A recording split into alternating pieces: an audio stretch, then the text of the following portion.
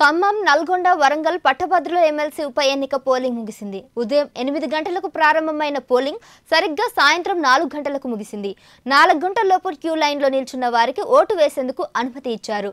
3 ఉమ్మడి జిల్లాలో 34 అసెంబ్లీ నియోజకవర్గాల పరిధిలోని 605 కేంద్రాల్లో పోలింగ్ ప్రక్రియ కొనసాగింది. మొత్తం 52 మంది అభ్యర్థుల బరిలో ఉన్నారు. అధికార కాంగ్రెస్ అభ్యర్థిగా తీన్మార్ మల్లన్న, బీఆర్ఎస్ అభ్యర్థిగా ఏనుగుల రాకేష్ రెడ్డి, బీజేపీ నుంచి ప్రేమందర్ రెడ్డి పోటీ చేస్తున్నారు. జూన్ 5న నల్గొండ జిల్లా కేంద్రంలో ఎమ్మెల్సీ ఉప ఎన్నిక ఓట్ల లెక్కింపు జరగనుంది.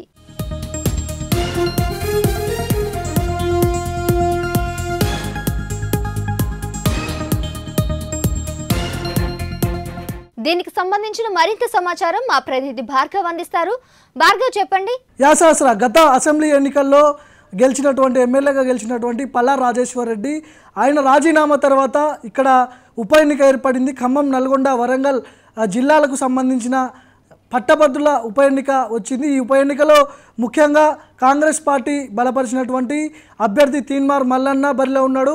మరోవైపు బీజేపీ అభ్యర్థిగా గుజ్జుల ప్రేమేందర్ రెడ్డి బరిలో ఉన్నారు. బీఆర్ఎస్ పార్టీ నుంచి ఏనుగుల రాకేష్ రెడ్డి బరిలో ఉన్నారు. 3 పార్టీల నుంచి కూడా 3 అభ్యర్థులు అక్కడ బరిలో ఉన్నారు. 3 అభ్యర్థులు కూడా నల్గొండ జిల్లా, అదేవిధంగా నల్గొండ, వరంగల్, ఖమ్మం ఈ ప్రాంతాల్లో విస్తృతంగా ప్రచారాలు చేశారు. కాబట్టి ఇప్పుడు ఈరోజు జరిగినటువంటి పోలింగ్ ఏదైతే ఉందో దాదాపు 60% పోలింగ్ ఇక్కడ నమోదైంది. గతంలో నుంచి కూడా ఇక్కడ బీఆర్ఎస్ పార్టీ విజయం సాధించుకుంటూ వచ్చింది. 2 సార్లు బీఆర్ఎస్ పార్టీ ఇక్కడ ఎమ్మెల్సీగా పల్లా రాజేశ్వర్ రెడ్డి విజయం సాధించడం జరిగింది. దాని తర్వాత రాష్ట్రంలో జరిగినటువంటి కొన్ని అనూహ్య మార్పులు, అధికారంలోకి కాంగ్రెస్ పార్టీ రావడం, దాని తర్వాత రాజీనామా చేసి పల్లా రాజేశ్వర్ రెడ్డి ఎమ్మెల్యేగా గెలవడం, దీని తర్వాత ఈ ఉప ఎన్నిక అనేది వచ్చింది. సో మొదటిగా ఉదయం 8 గంటల నుంచి కొనసాగినటువంటి ఈ పోలింగ్ సాయంత్రం 4 గంటల వరకు హోరాహోరీగా ఈ పోలింగ్ అయితే కొనసాగింది. దాదాపు మధ్యాహ్నం 2 గంటల వరకు 49.53% పోలింగ్ నమోదైంది. ఈ ఉప ఎన్నిక ఫలితం జూన్ 5వ తేదీన వెల్లడి కానుంది. ముఖ్యంగా ఇక్కడ పోటీ చేస్తున్నటువంటి అభ్యర్థులు ఎవరైతే ప్రధాన పార్టీకి సంబంధించిన అభ్యర్థులు ఉన్నారో వారితో పాటుగా ధీటుగా ఇండిపెండెంట్ అభ్యర్థులు కూడా అక్కడ ధీటైన ప్రచారం నిర్వహించే అవకాశం కనిపించింది. పెద్ద ఎత్తున వాళ్ళు ప్రచారంలో కూడా ఉన్నారు. ముఖ్యంగా కాంగ్రెస్ పార్టీ నుంచి తీన్మార్ మల్లన్న, బీజేపీ నుంచి ప్రేమేందర్ రెడ్డి, ఏనుగుల రాకేష్ రెడ్డి, బీఆర్ఎస్ పార్టీ నుంచి ఇండిపెండెంట్ అభ్యర్థిగా అక్కడ అశోక్ సార్ కూడా ఆయన కూడా పెద్ద ఎత్తున ఎఫెక్ట్ అయ్యే అవకాశం కనిపిస్తూ ఉంది, ఎఫెక్ట్ చూపించే అవకాశం కూడా ఉంది. ముఖ్యంగా G46 అభ్యర్థులందరూ కూడా ఇక్కడ ఆయనకు సపోర్ట్ చేస్తున్నారని కూడా ఆయన గతంలో నుంచి కూడా ఆయన మాట్లాడిండు. గతంలో కేసీఆర్ హయాంలో నుంచి కూడా ఆయన పోరాటాలు చేసిన నేపథ్యం కనిపిస్తూ ఉంది. ఇక్కడ కాంగ్రెస్ పార్టీ నుంచి సస్పెండ్ అయినటువంటి బక్కా జడ్సన్ కూడా బరిలో ఉన్నారు. ఆయన కూడా పెద్ద ఎత్తున ప్రచారం కూడా చేశాడు, విస్తృతంగా కూడా తిరిగాడు. మరోవైపు ఇండిపెండెంట్ అభ్యర్థి అయినటువంటి ఐతగోని రాఘవేంద్ర, ఆయన ఒక జర్నలిస్ట్గా ఉన్నాడు, ఆయన కూడా ఇండిపెండెంట్ అభ్యర్థిగా బరిలో ఉన్నారు. ముఖ్యంగా ప్రధాన పార్టీలతో పాటు ఈ ఇండిపెండెంట్ అభ్యర్థులు కూడా చాలా కీలకమైన రోల్ అని చెప్పుకోవచ్చు. ఇండిపెండెంట్ అభ్యర్థులు చాలా ఎఫెక్టివ్గా పనిచేశారు, ప్రచారంలో కూడా పాల్గొన్నారు.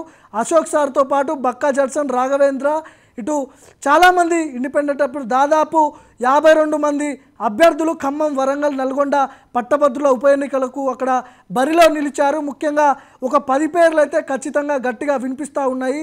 ఇప్పుడు నేను చెప్పినటువంటి పేర్లు కావచ్చు, ప్రధాన పార్టీకి సంబంధించిన అభ్యర్థులు, ఇండిపెండెంట్ అభ్యర్థులు అందరూ కూడా ఒక 7 నుంచి 8 పేర్లు గట్టిగా వినిపిస్తూ ఉన్నాయి. పోటీ కూడా ఈ 7 నుంచి 8 అభ్యర్థుల మధ్య ఈ పోటీ తిరిగే అవకాశం ఖచ్చితంగా కనిపిస్తూ ఉంది. ఉమ్మడి వరంగల్, ఖమ్మం, నల్గొండ జిల్లా పరిధిలోని 34 అసెంబ్లీ నియోజకవర్గాల్లో 605 పోలింగ్ కేంద్రాల్లో పోలింగ్ ప్రక్రియ కొనసాగింది.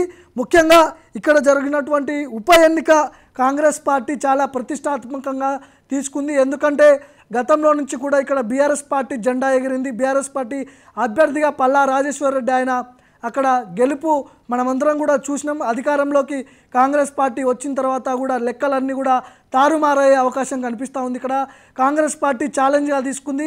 రేవంత్ రెడ్డి, అక్కడ ఉన్నటువంటి కోమటిరెడ్డి వెంకటరెడ్డి బ్రదర్స్ కావచ్చు, ఆ ఉమ్మడి జిల్లాలకు సంబంధించిన ఎమ్మెల్యేలు వాళ్ళందరికీ కూడా దిశానిర్దేశం చేసిండు. ఖచ్చితంగా ఎమ్మెల్సీగా ఉప ఎన్నికల్లో మన జెండా ఎగరాల్సిందే, కాంగ్రెస్ కైవసం చేసుకోవాల్సిందే అంటూ కూడా ఎమ్మెల్యేలందరూ కూడా కూర్చోబెట్టి మాట్లాడిన సందర్భం ఉన్నట్టు కూడా మనకు సమాచారం ఉంది. మరోవైపు బీజేపీ ఒకవైపు Congress party versus BJP Lok Sabha ఎన్నికల్లో పోటీ ఇచ్చినప్పటికీ కూడా ఎమ్మెల్సీ ఉప ఎన్నిక వచ్చేసరికి బీజేపీ అక్కడ థర్డ్ ప్లేస్కి పడిపోయిన పరిస్థితి మనమందరం కూడా చూస్తాం. ఏనుగుల రాకేష్ రెడ్డి వర్సెస్ తీన్మార్ మల్లన్నగా అక్కడ పోటీ ఉండబోతుందని కూడా పట్టభద్రులు చెప్తున్నారు. పట్టభద్రులు అందరూ కూడా ఒకవైపు కాంగ్రెస్ పార్టీలో ఉన్నటువంటి ఏదైతే ఆ కాంగ్రెస్ పార్టీ అభ్యర్థిగా ఉన్నటువంటి తీన్మార్ మల్లన్న ఆయన మీద పెద్ద ఎత్తున అభియోగాలు కొంతమంది ఇండిపెండెంట్ అభ్యర్థులు చేస్తున్నారు. అశోక్ సార్ ముఖ్యంగా కాంగ్రెస్ పార్టీకి సంబంధించిన అభ్యర్థి తీన్మార్ మల్లన్న మనుషులు అక్కడ డబ్బులు పంచుతూ ఉంటుంటే అశోక్ సార్ అక్కడ ఆయన వెళ్ళి ఆ డబ్బులు పంచడానికి వీడియో తీసిన నేపథ్యంలో అశోక్ సార్ ఫోన్ పలగొట్టడం, ఆయన మీద దాడి చేశాడంటూ కూడా సోషల్ మీడియాలో పెద్ద ఎత్తున వార్తలు చక్కర్లు కొట్టాయి. మరి ఈ డబ్బులు పంచడం, అశోక్ సార్ వీడియోలు తీయడం, ఆయన దెబ్బలు తినడం ఇవన్నీ కొద్దిగా కాంగ్రెస్ పార్టీపై ఎఫెక్ట్ అయ్యే అవకాశం ఉన్నాయని కూడా ఒక పొలిటికల్ సర్కిల్లో ఒక చర్చ అయితే జరుగుతూ ఉంది. ముఖ్యంగా పట్టభద్రులందరూ కూడా గతంతో పోలిస్తే ఈసారి పెద్ద ఎత్తున ఇంట్రెస్ట్ చూపిస్తున్నారు. పోలింగ్ కేంద్రాలకు భారీగా తరలి వస్తున్నారు. పోలింగ్ ఓట్లు వేయడానికి ఆసక్తి చూపుతున్నారు. ఎవరైతే ఉదయం 8 గంటల నుంచి సాయంత్రం 4 గంటల వరకు క్యూ లైన్లో ఉంటారో వారికి మాత్రమే అక్కడ కేంద్రాల్లో పోలింగ్ కేంద్రాల్లో ఉన్నటువంటి పోలీస్ అధికారులు ఆ క్యూలో ఉన్న వారికి 4 గంటల లోపు బూత్లో ఉన్న వారికి మాత్రమే అనుమతిస్తున్నారు. 4 గంటలు దాటిన తర్వాత పర్మిషన్ ఉండదు కాబట్టి క్యూ లైన్లో ఉన్న వాళ్ళందరూ కూడా ఓట్లేసే అవకాశం ఉంటుంది కాబట్టి సో వాళ్ళందరూ కూడా ఓటు హక్కు వినియోగించుకున్నారు. దాదాపు 60% అక్కడ పోలింగ్ నమోదైంది. ఉమ్మడి వరంగల్, నల్గొండ, ఉమ్మడి ఖమ్మం, వరంగల్, నల్గొండ 3 జిల్లాల వ్యాప్తంగా దాదాపు 4,63,380 ఓట్లు అక్కడ పట్టభద్రుల ఎన్నికల ఓట్లు ఉన్నాయి. ఈ పట్టభద్రులందరూ కూడా ఎవరికి పట్టం కడతారు, మరి ఏ పార్టీ అక్కడ గెలుచుకోబోతుందనే అంశాల గురించి పెద్ద ఎత్తున చర్చ జరుగుతూ ఉంది. మరోవైపు ఇక్కడ పోటీ చేస్తున్నటువంటి అభ్యర్థుల్లో తీవ్రమైన చర్చ కొనసాగుతుంది. ఇండిపెండెంట్ అభ్యర్థిగా పోటీ చేస్తున్నటువంటి అశోక్ సార్ అక్కడ పెద్ద ఎత్తున ప్రభావం చూపించబోతున్నాడు. గెలుపోటములను తారుమారు చేస్తే ఖచ్చితంగా అది అశోక్ సార్ పనేనంటూ కూడా ఒక చర్చ సోషల్ మీడియాలో జరుగుతూ ఉంది. గతంలో G46 అభ్యర్థులు కాంగ్రెస్ పార్టీకి సంబంధించిన నాయకులు అధికారంలోకి వస్తే ఖచ్చితంగా G46 రద్దు చేస్తామంటూ కూడా కాంగ్రెస్ పార్టీ నాయకులు అభ్యర్థులకు హామీ ఇచ్చారు. కానీ అది నెరవేరలేదంటూ కూడా ఒక ఎజెండా, ఒక ప్రతిపాదన ముందుకు తీసుకుని అశోక్ సారు అక్కడ పోటీ చేస్తున్నాడు. పెద్ద ఎత్తున నాకు అవగాహన ఉంది, నేను గెలుస్తూ ఆయన కూడా ఆయన ప్రచారం చేసుకుంటాడు. కాంగ్రెస్ పార్టీ అభ్యర్థి అయినటువంటి తీన్మార్ మల్లన్న కూడా పెద్ద ఎత్తున ప్రచారం చేసిండు. సో గతంలో తీన్మార్ మల్లన్న పోటీ చేసినప్పుడు రన్నరప్గా నిలిచిండు. ఆయన సెకండ్ ప్లేస్లో ఉన్నటువంటి సందర్భం మనం అందరం కూడా చూసినాం. మరోవైపు ఇక్కడ ఏనుగల రాకేష్ రెడ్డి బీఆర్ఎస్ పార్టీ అభ్యర్థిగా ఆయన కూడా పోటీలో ఉన్నాడు కాబట్టి ఇక్కడ త్రిముఖ పోటీ ఉండే అవకాశం ఉంది. తీన్మార్ మల్లన్న, అశోక్ సార్, అదేవిధంగా ఏనుగుల రాకేష్ రెడ్డి, గుజ్జుల ప్రేమేందర్ రెడ్డి, అదేవిధంగా బక్కా జడ్సన్, అదేవిధంగా ఐతగోని రాఘవేంద్ర. సో 3 పార్టీ అభ్యర్థులు ఒక సైడ్ అయితే మరో 3 ఇండిపెండెంట్ అభ్యర్థులు మరోవైపు ఉన్నట్టుగా కూడా ఇక్కడ సమాచారం ఉంది.